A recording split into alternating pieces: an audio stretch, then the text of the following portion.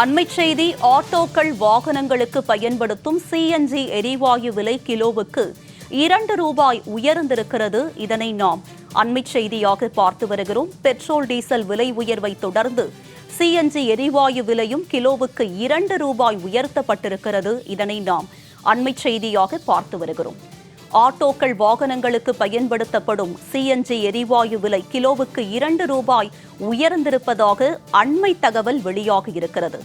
Petrol diesel விலை உயர்வை தொடர்ந்து சிஎன்ஜி எரிவாயு விலையும் கிலோவுக்கு ரூபாய் உயர்த்தப்பட்டிருக்கிறது. எண்ணெய் நிறுவனங்கள் இதற்கான அறிவிப்பை வெளியிட்டுள்ளன. இதனை நாம் அண்மை செய்தியாக பார்த்து வருகிறோம். இது பற்றிய கூடுதல் விவரங்களுடன் இணைகிறார் எமது செய்தியாளர் லாவண்யா. அவரிடம் விவரங்களை கேட்டு பெறலாம். லாவண்யா, சொல்லுங்க. பெட்ரோல் டீசல் விலை உயர்வை தொடர்ந்து சிஎன்ஜியும் விலை உயர்த்தப்பட்டிருக்கிறது, கிலோவுக்கு ரூபாய். இது குறித்து வாகன ஓட்டிகள் என்ன சொல்றாங்க? இதனால் எந்த அளவுக்கு அவர்கள் பாதிப்பை சந்திக்கக்கூடிய நிலை ஏற்பட்டிருக்கிறது? வணக்கம் அம்மா. சிஎன்ஜி எரிவாயு விலையை கிலோவுக்கு ரூபாய் உயர்த்தி இருக்கின்றன எண்ணெய் நிறுவனங்கள். சிஎன்ஜி எரிவாயு விலையை இப்படி உயர்த்தி இருப்பது பொதுமக்கள் மத்தியிலே மிகப்பெரிய ஒரு அதிர்ச்சியை ஏற்படுத்தி இருக்கிறது.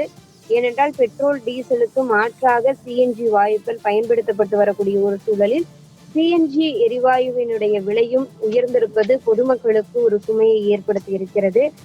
மேலும் கடந்த 11 நாட்களில் சிஎன்ஜி விலையை ரூபாய் உயர்த்தப்பட்டிருப்பது கவனிக்கத்தக்க ஒன்றாக பார்க்கப்படுகிறது. சிஎன்ஜி விலை 4வது முறையாக உயர்த்தப்பட்டு தற்பொழுது விற்பனை செய்யப்பட்டு கொண்டிருக்கிறது. அதிலும் குறிப்பாக கடந்த 2 வாரங்களில் பெட்ரோல் டீசலினுடைய விலை 5வது முறையாக உயர்த்தப்பட்டிருக்கிறது.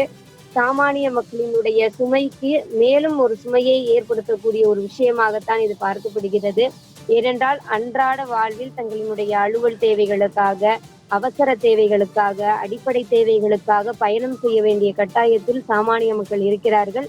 அவர்களுக்கு அவர்களுடைய பொருளாதாரத்தில் இப்படிப்பட்ட ஒரு தொகையை செலவழிப்பது என்பது மிகப்பெரிய ஒரு சிரமமாக இருக்கும்.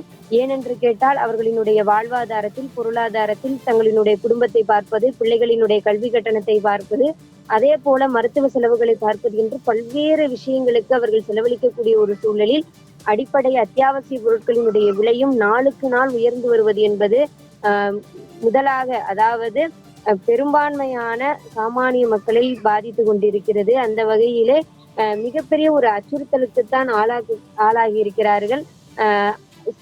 எரிவாயு என்றோ இல்ல பெட்ரோல் டீசல் என்றோ கடந்து விட முடியாது. ஏனென்று கேட்டால் இவற்றோடு தான் அனைத்து வேலைகளுமே ஒரு தொடர் சங்கிலி போல இணைந்திருக்கிறது. மற்ற அனைத்து பொருட்களினுடைய விலையும் இதனை காரணம் காட்டி உயர்வதற்கான வாய்ப்புகள் நிறைய இருக்கின்றன. ஆகவே சாமானிய மக்களினுடைய தலையில் விழுந்த மிகப்பெரிய சுமையாகத்தான் இந்த விலை உயர்வை பார்க்க வேண்டும்.